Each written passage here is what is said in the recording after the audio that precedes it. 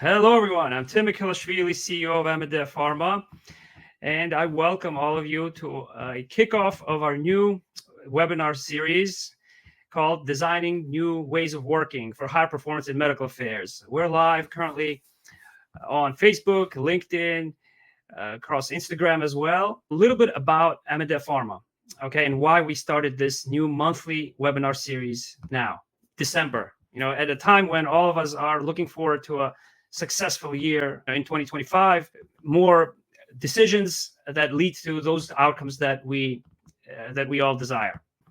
So Amedea Pharma is an analytics and organizational change agency that is strictly focused on helping life science companies improve their performance across its entire spectrum, from customer all the way to employee experience. Okay, those motivational factors that also drive performance. So we use a unique formula that integrates both elements of data science and sports into the daily fabric of all business to drive stronger performance and efficiency on your teams. And so we'll talk about that a little bit more, about how we integrate those elements into stronger performance and better decisions ultimately. I've spent 20 years in 7 different companies in medical affairs, and I've seen how medical affairs teams transform treatments for both mainstream and rare disease conditions. I've led medical teams to generate direct growth of business outcomes as well as patient outcomes, and I've seen many of my peers and leaders do the same as well. However, we are notorious for not recognizing all of our contributions on the business as well as to the healthcare community. So we're going to discuss all of those intriguing types of questions that are on your minds in medical affairs and driving our value and impact next year. And so I want to introduce our speakers, who are senior leaders in medical affairs with decades of experience leading operations, field medical affairs, medical information. Jeff New, former director of digital innovation and excellence at Novartis. Luz Ramirez, with international experience as a medical director, former medical director at Amgen, also led operations, medical affairs teams across many different companies. Alex Pasek, who's also a trained physician like Luz, and who has had significant roles in various different software companies, such as SAP, as well as charitable Helmsley Trust Foundation, and was a former project manager of the Foundation of the National Institutes of Health. Okay, so he's an expert in management consulting as well. So I want to welcome their diverse experience and perspectives today. Please say hello to the audience. Luz, Jeff, Alex, great to see you again. Hi, everyone. Nice to see everyone again. Happy to be here. Great. Hello, everyone. Thanks, Tim. It's great to be here. Hey, everyone. Yep. Thanks, Tim. Great. Yeah, we're kicking off this monthly webinar series, so you will see our speakers for the next 5 months, and maybe we may have some more guests as well. But today's agenda includes reviewing our latest research and benchmarking data to see what those gaps are in measuring and communicating medical affairs value, and then addressing 3 elements that we need to illuminate, right? The purpose, understand why we need to capture performance in more detailed methods, clarify why we need to have a more real world perspective and visibility of our workflows and how we collaborate on those desired outcomes. Then ultimately translate those contributions into the company or product success, the recognitions and reward of our contributions. And so then towards the end of this webinar, we will also preview a new solution that Amedea Pharma has launched, the ANCORA Decision Assistant platform, to help you raise the bar on those critical decisions next year and beyond. Okay, now I want to invite all of you who are joining to share your comments. Okay, we will address them. The speakers will be glad to have a discussion and a debate as well. This is a very important topic that I think a lot of us are thinking about today. And so I hinted at why medical affairs is somewhat misunderstood and undervalued. And let's look at some research. This is the latest global benchmarking report from the Medical Affairs Professional Society from last year, from July of last year, that surveyed 51 pharma companies and showed that most of them do not analyze how activities lead to outcomes, 70%, and 59% do not believe that the metrics they use drive their decisions, which renders metrics, how we measure performance, meaningless, right? And which also decreases the quality of our decisions and forecasting as well. When we think about all the performance data that we collect, it comes in different formats, from field medical, from publications, from medical education, but we do not have all of the contributions in the data that we use to analyze or report that performance data, right? And so a little bit more recently, in November of last year, we had a survey that they circulated and among 54 medical affairs leaders.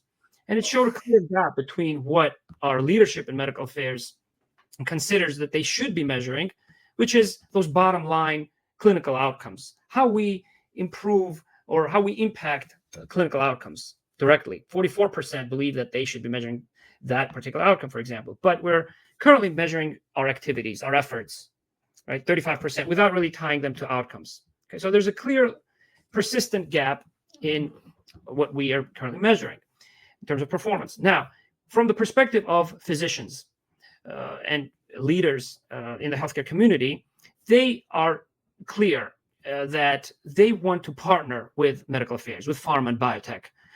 94% of them actually feel that they're overwhelmed by all of the volume of scientific data that also guides their decision making. And so if you look at the second bullet point, we see that they want to solve the problems in healthcare together with medical affairs, which is great news, right?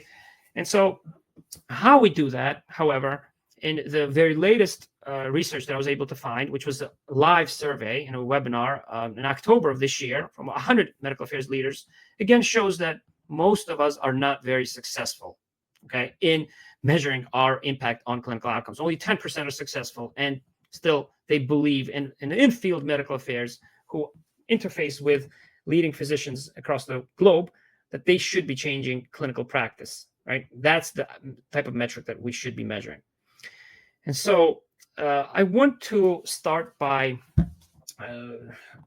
speaking to my guests, our expert panelists, and ask them what you think about this research, these trends, the gaps that I just talked about, as well as your experiences. Why should we be looking for new ways of working and measuring performance today in the environment that we have, right? Where the mechanisms, the products are becoming more complex, and it's a very competitive, demanding biotech ecosystem. Jeff, maybe you can kick us off. Okay, yeah. Tim, I agree with you. I've been in the industry about as long as you have, and I think this is a perennial topic. What do we measure, and are they the right things?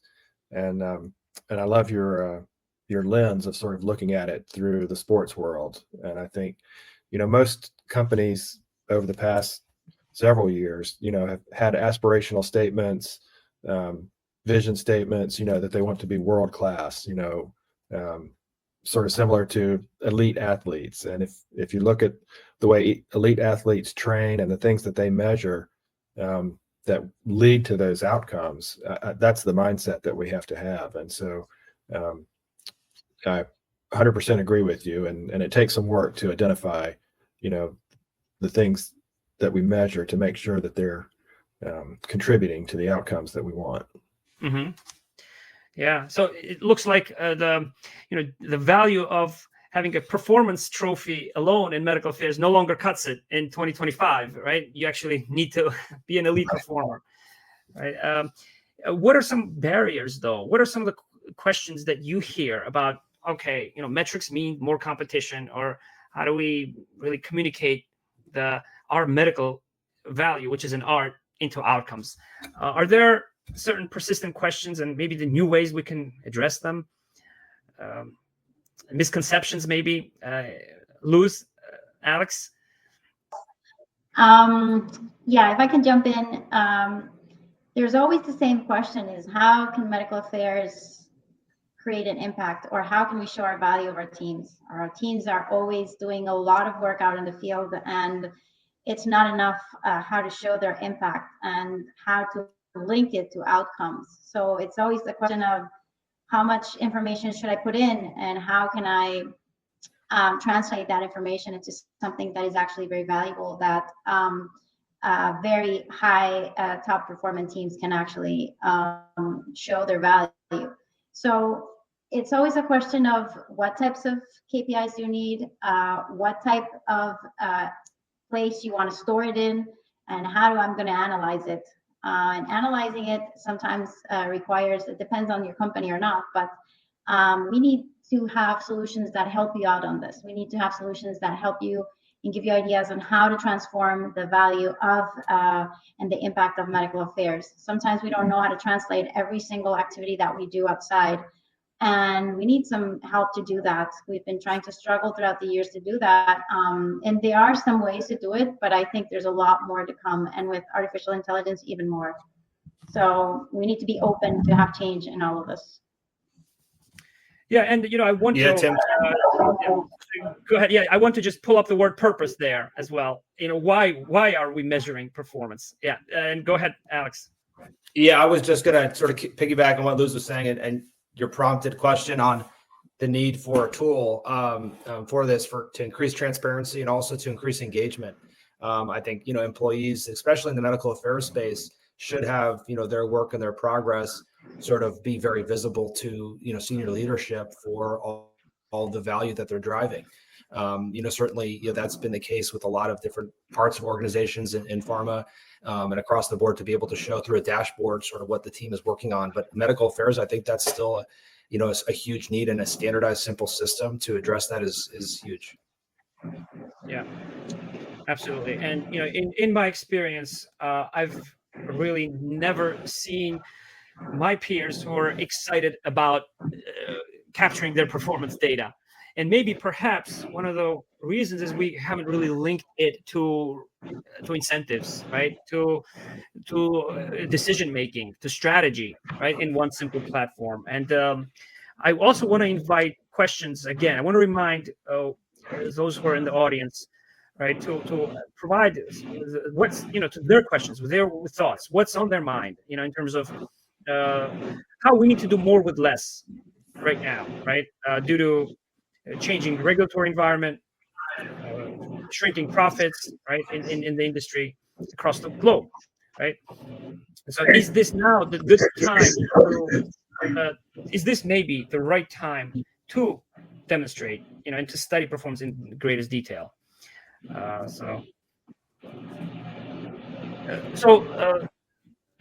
Certainly there are many more options with which we can measure our performance today than ever before, right?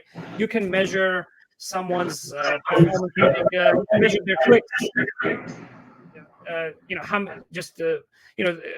But is it really relevant to every role, or how do you use all these different types of analytics, social media views of an educational program that you execute, for example, right? So how do you really choose the right metric and the right data, because our performance now is more exposed, right, than ever before. What are some thoughts you have on how to choose the right data? Yeah, I think, Tim, companies have done a pretty good job, identifying strategies that they want to use to lead to the outcomes that are desired. And then those, and you usually do this annually, and it results in a list of tactics, that roll up to those strategies. But that's a lot of times where it ends. We don't have granularity. We either did the tactic or we didn't, right? And so I think finding new ways to measure the contribution toward the completion of those tactics can help show how we're contributing, or show companies how various parts of medical affairs are contributing to the overall strategy. And it takes some work. I mean, it's going to vary a little bit, from company to company, from therapeutic area to therapeutic area. But That's what I see as missing is a way and a place to capture those contributions. Mhm. Yeah, and I'd agree with Jeff there, Tim, and also mention that the need for a solution that's able to update real time, sort of what the progress is super important. Too many times, in the dynamic ecosystem right now, we have meetings every 6 months to a year, but that is very slow. And having these in real time is just super helpful to show sort of, as Jeff was saying, how the activities relate to the strategies. Yeah. So from my experience, one of the biggest. Oh, go ahead, Luz. Would you like to? Sorry, I'm having a small jet lag with the audio. I wanted to also add that it actually depends a lot on how you want to, on the strategy you are actually using. Depending on your strategy on medical affairs, for example, I'm just thinking, if you put it to the practice, I'm just thinking if my strategy is right now to do a survey with doctors and get the data from it, then my KPIs are going to be very particularly associated with what types of results I'm going to get from them. Then if I go out and do another type of strategy, saying like if I have a safety issue or things like that. So you have to be able to customize absolutely every single KPI in order for your strategy. That's something that we really need. I see very little generalization of everything. If you customize everything, it actually gives you better results, and it helps you to install the different activities that you need to do or to increase performance. Yeah, I would certainly agree that metrics are a moving target, right, across different cycles, of the product development, for example, right? And so, from my experience, those companies that analyze performance in greatest detail were the ones that raised new standards of possibilities and new benchmarks of what a medical affairs professional can accomplish. And where we had that visibility, not only from the team level, but also from the trainers and the medical affairs team members as well. So analyzing, performance data in greater detail and taking into account how the needs change and the strategy change, like Luz just mentioned. And that brings me to an analogy. Think of KPIs as endpoints that you use to design in a clinical trial, right? Which ultimately should lead to an outcome, such as 5-year free survival, right, in a cancer study, right? And where you design different hierarchy of endpoints in a statistical hierarchy that are more or less predictive of that outcome, right? So that KPI should be on that line that you see there, right? It should describe the relationship between the activities and those outcomes, right? The activity in this case being a modality, for example, of an endoscopy that you use for that organ to measure the KPI being tumor burden, for example, right? So tumor burden may be a KPI, but you would have to continuously monitor it over time to see whether or not it indeed is the best endpoint or KPI, for example, to consider in a study. So if we kind of approach metrics as we would a clinical trial, we can, and continuously monitor it, we can maybe perhaps improve the meaning of those metrics as well. Or in a second kind of analogy or example that may be familiar to many of us in healthcare, if you consider yourself being a steering committee of a treatment guidelines, which grades the level of evidence, right, or certainty or confidence in particular data or research, and provides you those graded recommendations, right, that are based on these kinds of data science principles, where you don't only report positive outcomes, but also you learn from failures in research, right? You learn whether or not a particular activity predicts, is correlated, or actually directly causes that outcome, right? In this case, we are creating a feedback loop, right, in medical affairs, such that that KPI actually sits on that line and describes that relationship between activities and outcomes. Now, the second lesson that I've personally learned that I wanted to share with you is that our internal operations, behaviors, and workflows are just as predictive of company and product success as is our technical performance with customers. Yet most organizations avoid them, which leaves many blind spots, right? And so we have many metrics with which to measure our performance with customers, right? But we usually use pictures, which leave a lot to interpretation in terms of our internal operations. We don't have the time, right? That we really should be devoting to understanding how much time we're spending in which kind of activities in order to therefore forecast better and set goals that are more realistic of achieving the outcomes that we need. And so what these blind spots, they lead to inaccurate forecasting, right? We've seen BMS, we've seen a range of different big pharma companies lay off thousands of employees because of the workflow, right? The AI, all this technology is shifting our workflows, right? So, this is one of the root causes of inefficiency. And so, as we look ahead to 2025, we need to have a more real kind of front row seat, if you will, to the full performance, to everyone's workflows, how they collaborate, right? Because there should not be a line between them. Because how we collaborate with clinical development, with sales, also determines whether or not we're likely to meet those goals, right? And be successful as a company. So what if we were able to measure both, quantify, right? Our not only external performance, but our internal operations, right? We can implement a new continuous quality improvement system in medical affairs. Any comments on some of those lessons that I've personally had and the gaps before we move on to the last question on the reward? Any comments? Yeah, well, I'll just agree with you. I think, that's something that we really haven't seen is what you were mentioning about the internal KPIs and really, looking at that closer. I think that's an untapped potential. Sure. And in that example that I provided earlier, where I, led an initiative, a head-to-head analysis against largest market leader in that field, after 2 years that it took us to convince our leadership to do that, and we published that head-to-head analysis presented as a poster, that led us to do internal training to the entire sales team, right? And so that's an internally facing activity, right? That's cross-functional. That's nevertheless directly related to turning the trajectory and then of that company as well, and adding access for patients to the next generation product. So what I meant by that though, Tim, Mm-hmm. and I think it bears pointing out, is that these are not new things. These are things that companies are doing now. We just we don't have a way to measure that, or we're not doing it. Yeah, and absolutely.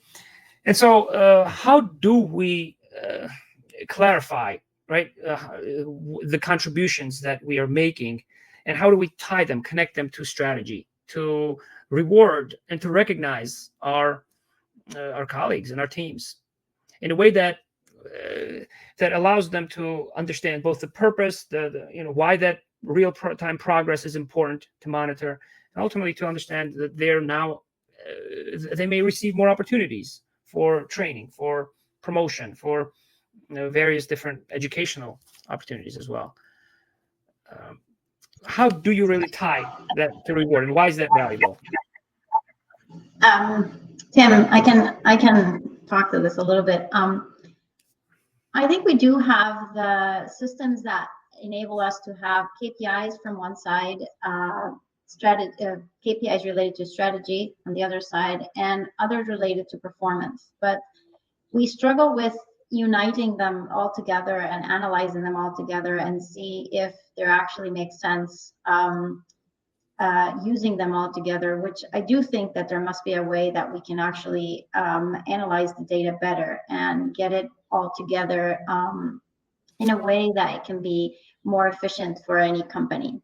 For example, if you have a group of MSLs who have done a great strategy and a great, for example, way how to deliver the message of one medication, and then you see that it actually helped and it was a very successful strategy.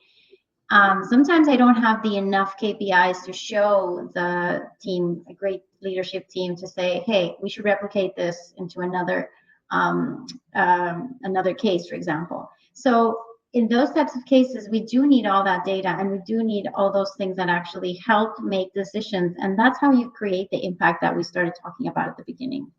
But it's not easy. We need to have central platforms that can actually help us do the research and not only interpret everything, so we can actually get better results and convince our leadership teams that, hey, these are good things that we're doing and we're having an impact on them. But it's challenging. I have to tell you, it's very challenging in real life. Yeah. Thank you. And so let's, put all these concepts together, right? The elements of purpose, why we need to really measure data in more elaborate ways, right? The progress, a real-time progress, measure it like a sports athlete would, right? If you hear sports athletes speak about competitions, right, they celebrate their previous times, their results, their progress. They analyze not only the result of the race, but also how they practiced, right? What muscles they practiced, how long they spent in which environment, for example, right? And they share it openly with their other teammates or even competitors. Yet we really don't see that in medical teams. We usually consider capturing performance data as a necessary evil, right? For lack of a better term, right? Because we don't tie these concepts together, right? Of the incentives and the workflows that are also directly linked to the performance platform that we choose. And then ultimately your reward. Okay, so let's look at the ANCORA Decision Assistant platform and how we integrate the elements of sports and data science into daily fabric of business. Okay, we have transparency, that we have to learn from sports, right? Where we are adding certainty during time of unpredictability, right? In this today's environment, okay, where you will continuously measure progress, results, right? And the results are interpreted the same way by spectators, by judges, by everyone. The sports athletes prioritize one activity versus another. They have tiebreakers, they have photo finishes, right? They have accountability for not only performance, but for their sportsmanship, their behaviors. Okay, right? Such that if you have a gold medal athlete, right, that uses a performance enhancing substance, they're stripped of that medal. Okay, so there's a sports teaches us to play by the rules, right? Rank and quantify all of our activities, that continuity, the quality of the data, right? They keep record books and they're proud of them. And then ultimately they make decisions, right? They analyze data in ways that haven't been analyzed before. Now, thanks to the technology as well, right? So when you put together those elements, right, of data science and sports, right, we will be able to drive more outcomes faster, and we'll be able to be more efficient as well. Okay, and so how do you really go about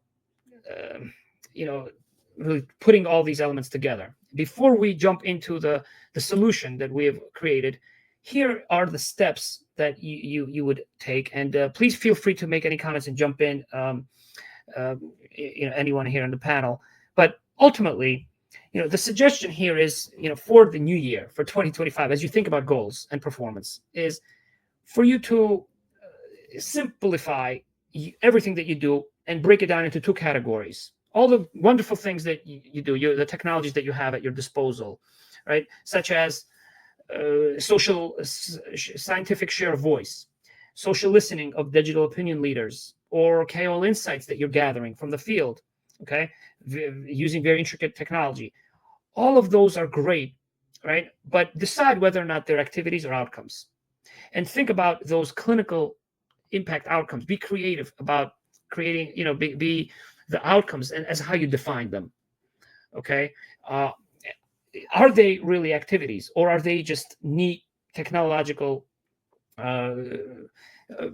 modalities that you have at your disposal? But So divide everything that you do into activities and outcomes, and try to describe that relationship over time. So what that takes is listing all of your external activities that you want to track by function, sitting down in the first quarter next year in January, getting your functional heads together and listing all of your external and internally facing activities, ranking them like a sports athlete would, or like a trial investigator would in a clinical trial, right? Rank them by priority so that people know where to spend time. Third, capture and link all outcomes. And we'll show you how our solution does that, right? Where you're forced to think about your performance as a sports athlete would, right? Or similar to, let's say, a pedometer that you have that is in the background, but gives you some notifications and tells you, oh, you've walked 10,000 steps last week, right?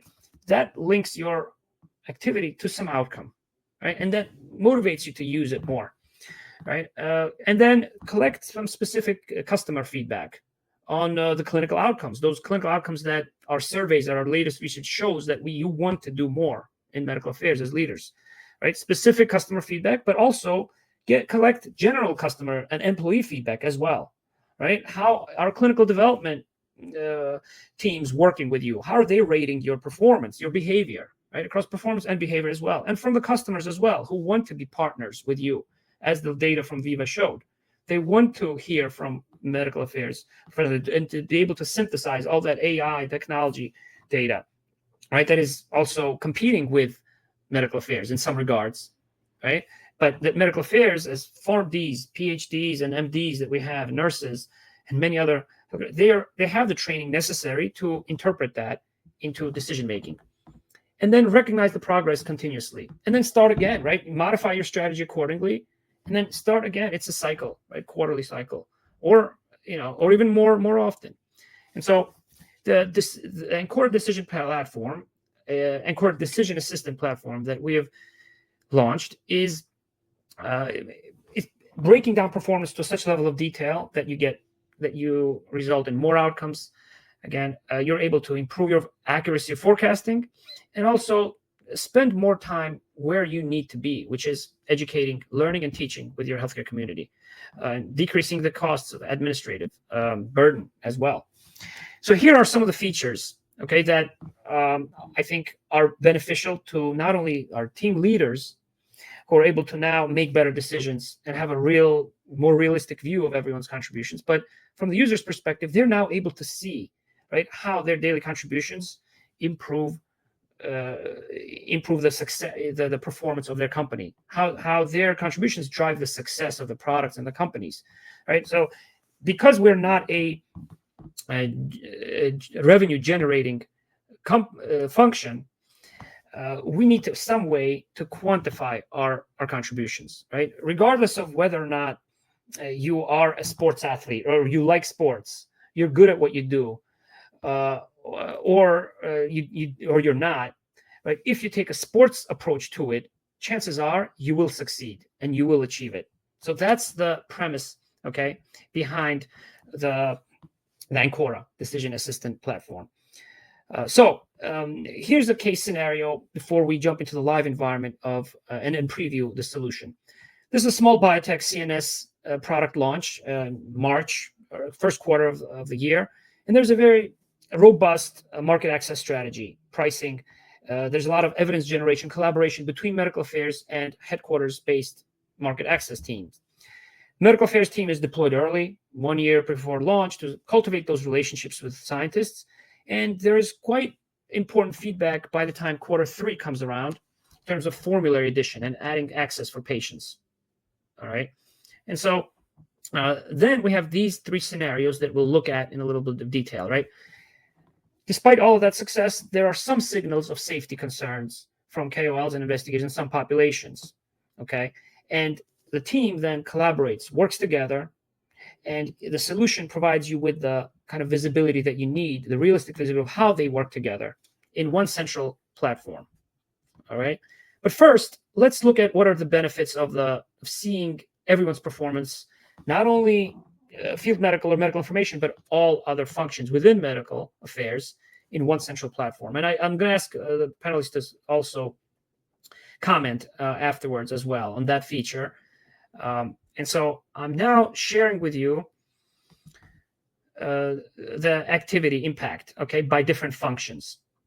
Okay, so you're able to see the relative effort, okay, that's weighed by impact. So these are not only activities, but they're efforts that are that you as a team lead are able to prioritize, right, by impact points, by quantifying particular activities relative to each other, right? A medical interaction with a physician may be something that you do routinely, maybe worth 1 point versus an insight, which may be 2 points, or publication, even more, right? 10 points. So you're able to see this type of leaderboard in a medical team, right? Which is designed in order to drive stronger performance. You have 3 members of the team who are in the field medical function. You're able to see their impact growth over time as well. Okay, so that's the central kind of platform for seeing how everyone's doing, right? And these activities here are also centralized across the entire team, right? Because some teams may actually overlap in terms of their activities, but it ultimately provides you with that grading system using a proprietary formula, which helps you make decisions on where do I want to spend more time, because it looks like, based on this dashboard, that the health economics real world study publications tend to lead to many outcomes, about a third of them, or a half of the investigated publication studies, right? And therefore you have this type of a grading system based on activities that are weighed and adjusted based on the parameters that you choose, right, as a team lead here in this case, as well as the outcomes that you weigh based on the parameters that are important to you, right? How well they align with your company's objectives, for example, and others as well. Now, I want to show you how you would actually weigh the activities impact, okay, as a team lead across the entire function. All right. So you've done that in the first couple of quarters, and you can keep adding different activities as the needs change. But as you can see, every single different function has their own specific lists of activities.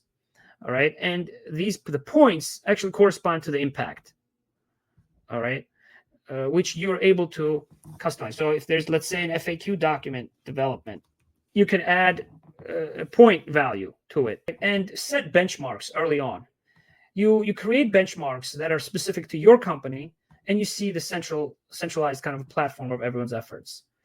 So I want to go back to Luz and ask her about the value, seeing everyone's performance. So Tim, I'm seeing this dashboard, and I wish I had at some moments in my career seen dashboards like this, where you can actually see the the way other people collaborate with you on a strategy. So medical affairs teams have a lot of different functions. So sometimes a lot of these functions are not even seen in the impact of the strategy finally.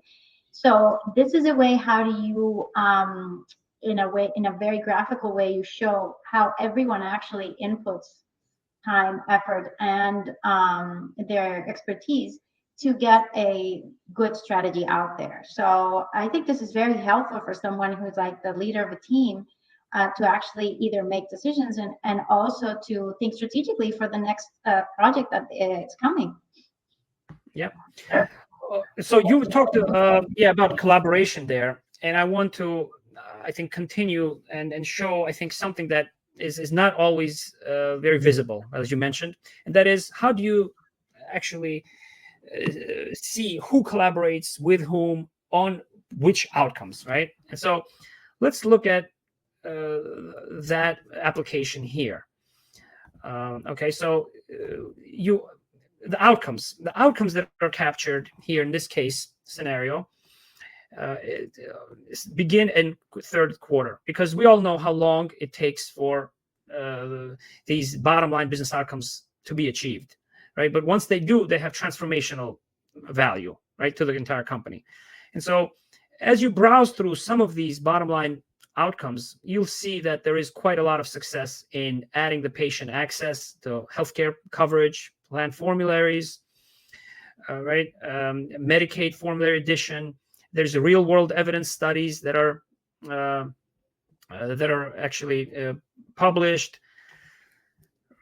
Okay, and actually treatment guidelines recommending the product, right? Okay, and adding it with a high recommendation, real world evidence that I was just talking about. But then there are some signals, right, in which the safety concerns that I talked about earlier, okay, from investigators as well as KOLs. And what the platform allows you to see, and in this case, the team lead, but also the team members, is many different types of activities by different members of the team that are contributing to this outcome, to this new outcome, to varying levels of certainty. Okay, so what does that mean? Well, medical insights, formal group presentations, or a SWOT analysis or situational analyses by different team members are being conducted to address these safety concerns, and they identify a particular genomic difference that explains why in a certain patient population this product just launched may be metabolized differently and lead to those undesired safety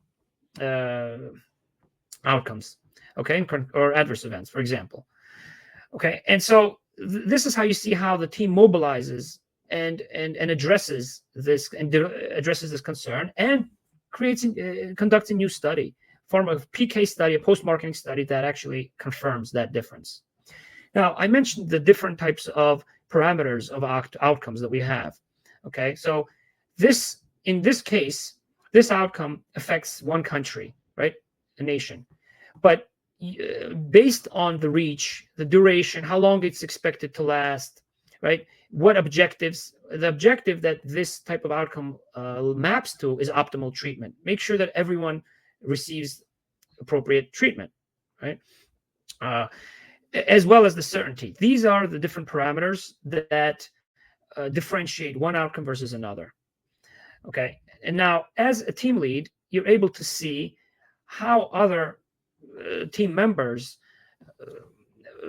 capture their activities and how they link their activities to outcomes. Now, one important note to make here is that you're required to link every outcome to a previous activity, and I'll show you how that's done. And so in this case, two different team members have done that already. They've linked their activities to outcomes that they've seen, and as a team lead, you may or may not agree with how they rated their certainty level, the confidence level that that activity did indeed lead to that outcome, right? So you approve it, in this case, and you approve another team member as another activity from another team member as well. Okay. Now, if you log in as a team member, I want to provide you with that view as well. Okay, and how you would actually capture an outcome. So we're going to log in as Gabrielle Martinez. So she's perhaps it's authorship, publication development or authorship that she has already captured previously. And she chooses what dates, from that activity, and ultimately adds that to that outcome. Okay. So that's where the analysis, the detailed analysis and the reflection of what activity really did I engage in that ultimately led that outcome, like a sports athlete would, right? That's where the application really is, and of tying the two together, activities to outcomes. So how do you see that flow work out in the real world in a medical affairs team, and what are some of the benefits or concerns? Well, I'll kick off with kind of an overview, I guess. I think the things that I would want folks listening to this to know are that a lot of the work, is being done. You've probably already identified the tactics, the activities that are important. So we're just looking for a way to measure those things. And this provides you a way to do that. And then just, an analogy to think about it. I think a lot of folks are familiar with like Peloton, and how you can compete, with others across, across geographic boundaries, I guess. You can see what everybody else is doing. And so this is kind of like Peloton for medical affairs. You can see how your organization is doing in those ways, but it takes it to another level because you can weight disparate activities and roll up to it, one common score. Yeah. Great. Yeah. Thanks, Jeff. So what we're doing today here is we're really previewing certain features, but in the upcoming webinars and monthly webinars, we're going to dive into them in more detail. Okay. What I do want to talk about in the last few minutes here before I ask for your final thoughts, each of you, is how you would change your decisions here. Reducing bias and improving decisions is really the outcome, the ultimate outcome, right, of the solution. That's what we're looking for to do, right, for leaders as well as for team members. And so in this case, you turn around a safety concern and you do a lot of real world evidence to show that it may work in pediatric and elderly patients as well. You set that he or strategy, market access, and then you translate a lot of the trends in the medical inquiries into strategy, right? Into a potentially new indication in Europe, right? So you need to also demonstrate how you would be prepared for that, right? And so if you look at the efforts here, right, what are the real contributions that everyone is making? Field medical team, right, versus medical information. This particular dashboard illuminates that how the daily contributions of medical affairs teams lead to company success and products, because they weigh the activity as well as the outcomes based on the parameters I already showed. So what you would see here is that the field medical team, which interfaces with customers, is potentially relatively low in their CC, in their corporate contribution compared to others, right? So what that would lead you to think about is maybe change their workflow, right? Maybe involve them in more higher impact activities with a higher grade of recommendations, right? Or potentially increase the size of that team, because there are only 3 field medical affairs members here, right? And when you adjust it for FTEs, it's quite low, right, compared to the others.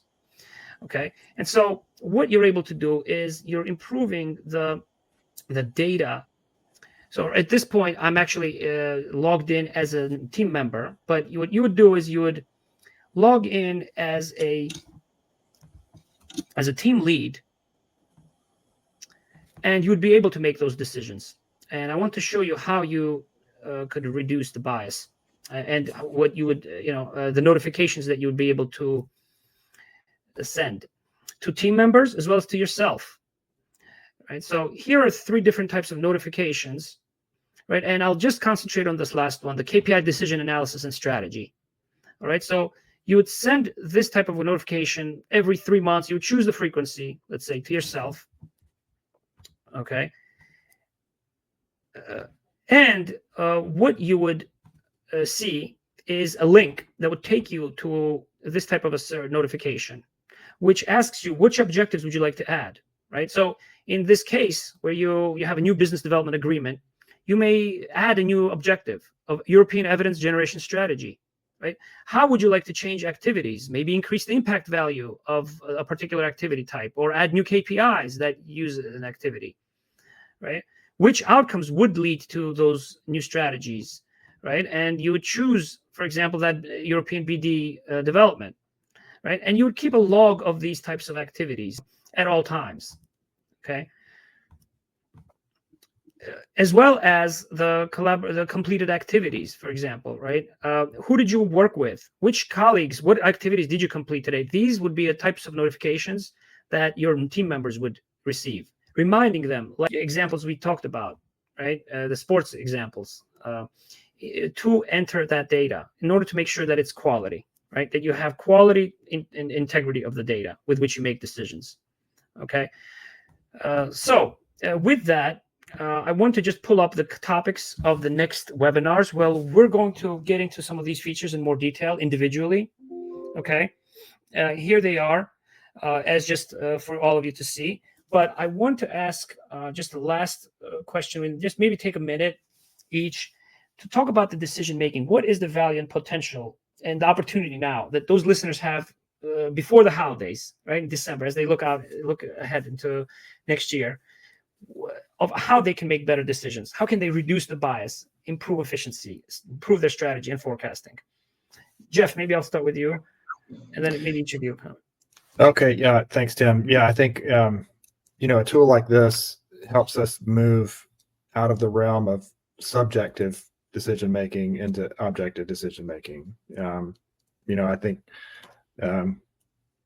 another analogy. If I go out, and my goal is fitness. With a lot of the fitness trackers, measure your steps, and if you're trying to get in 10,000 steps, although I know that's controversial now, but I can go for, I can walk for an hour and I can guess, how far I've been, or I can measure it. And so I think that's what we're talking about is being able to make decisions based on real data. Thanks. Anyone else? Luz? Yeah, I think this is a new way how to weigh contributions. You need to actually understand how to weigh every single thing that you're actually measuring. And I like the idea that there's a more rational way to do it, and I really like that. So I invite everyone who's listening to just check up on your teams if you're actually weighting absolutely everything, and how much does it actually weight all the KPIs that you're actually doing out there. That's just my food for thought for everyone. Thanks. Yeah, I echo that, and also see that, we're in a text heavy world. We get 30 emails, 40 emails a day if you're lucky. With this tool, it's, if you are a busy leader in medical affairs space, you have a quick visualization tool dashboard that you can see where your teams are to help you make the decisions. And, you're taking out some of the decision biases, obviously, and you're also bringing more folks to the table to make some of these activities and linking them into the outcomes. Great, thank you. Well, I want to wish everyone happy holidays. We'll speak to you in January. And those of you who registered, you'll receive a copy of the Amedea Pharma's Medical Affairs Metrics Playbook. Please let me know what you thought about this webinar. Any questions you have, get in touch with me. Here is my contact information. If you want to learn about this demo in more detail, let's talk. I think it's a great time to do that as 2025 rolls in. So have a great holiday, everyone, and I'll speak to you all soon. Thanks, everyone. Thank you so much for helping us prepare this webinar as well, Jeff, Luz, Alex. Thank you.